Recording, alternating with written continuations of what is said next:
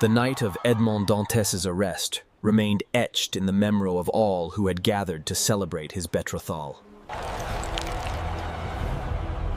What should have been the happiest evening of his young life had become a nightmare.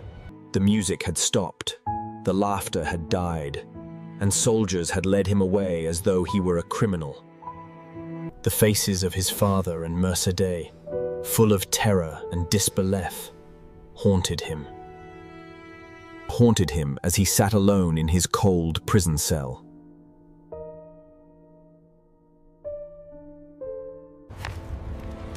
Long before the soldiers had arrived, betrayal had already taken root.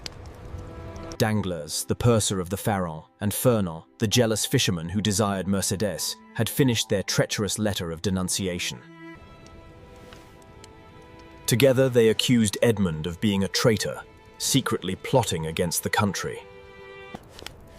They had written with clever words, just enough truth to make the lie seem real. Edmond had indeed received a letter on the island of Elba, and he had promised his dying captain to deliver it. That innocent act of loyalty became twisted into proof of treason. When the soldiers entered the feast, Edmond had no idea of the invisible web already closing around him. I am loyal to the king. I have never spoken with enemies. I am a sailor, monsieur, nothing more. I only carried out the final wish of my captain. Villefort, however, was torn between duty and ambition. In his hand lay the very letter that condemned not only Edmond, but also Villefort's own father. If the letter were revealed, his career would collapse, his future destroyed. You admit to carrying this letter? Yes, but I did not know what it contained. I swear it, monsieur. Villefort burned the letter in secret, protecting himself, but condemned Edmond aloud. By your own confession, you carried a message from the enemy of the king. That is treason.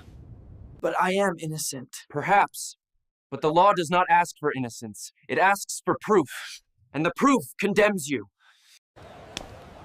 Back in Marseille, word spread quickly that Edmond had been taken to the Château-d'If.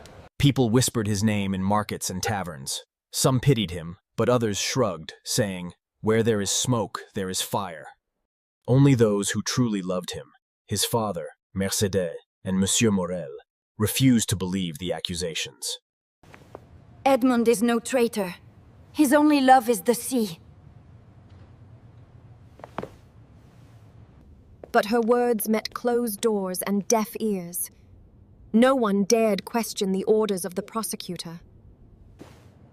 I swear, Edmond Dantès is a loyal and honorable man. Yet even his respected voice carried no weight against the written denunciation. While the innocent fought for Edmond, his enemies quietly rejoiced. Danglars, relieved to see the young sailor removed from command, already dreamed of power within the company. With Dantès gone, I can shape the future of the Pharaon as I please. Belling? Fernand, meanwhile, turned his eyes to Mercédès. He visited her often, pretending to be her comfort. I know you suffer. But Edmond is gone. They will not free him. You must not waste your youth in waiting. I belong to Edmond. Until the day he returns, I will not listen to another.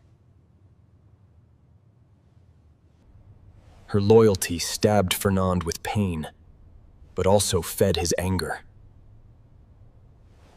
Then let him rot in the Château-d'If. One day you will have no choice but to turn to me.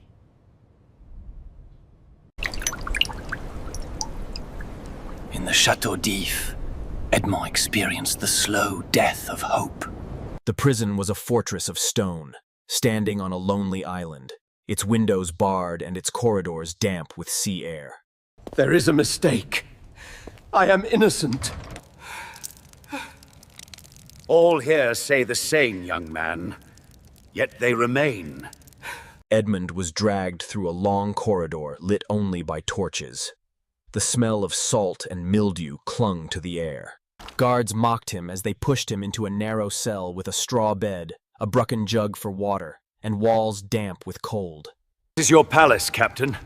The word captain, once a promise of honor, now sounded like an insult. He collapsed on the straw, covering his face with his hands. In a single day, he had lost his freedom, his father, his love, and his future. He cried out to the heavens, "Why am I here? What crime have I committed?" But the stones gave no answer. Days passed into weeks, weeks into months. Edmund's youthful energy drained away. He counted the stones in his cell, traced patterns in the cracks of the wall, and listened endlessly to the sea pounding against the rocks outside. At times he shouted his innocence into the darkness, but no one listened. His only visitors were the guards who brought him bread and water. Back in Marseille, Edmond's father grew weaker each day.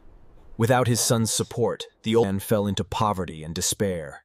He refused food, his only comfort the memory of Edmund's voice. I tried to save him. But sometimes, grief is stronger than charity. Your son is innocent. I swear to you I will not abandon him. Tell my Edmund that I loved him.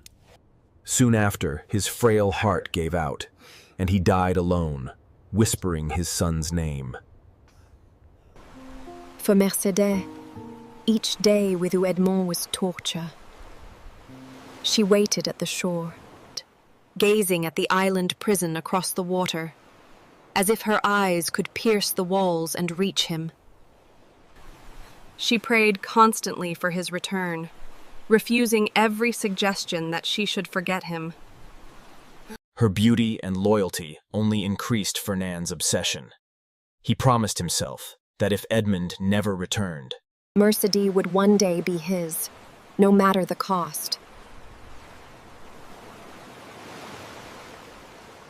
Meanwhile, Gérard de Villefort enjoyed the rewards of his betrayal. By sending Edmund to prison and destroying the letter, he had secured his position with the royalists. He was praised for his vigilance, promoted for his loyalty, and prepared for marriage into a powerful family. Yet sometimes, late at night, he dreamed of Edmund's face, honest, confused, and pleading.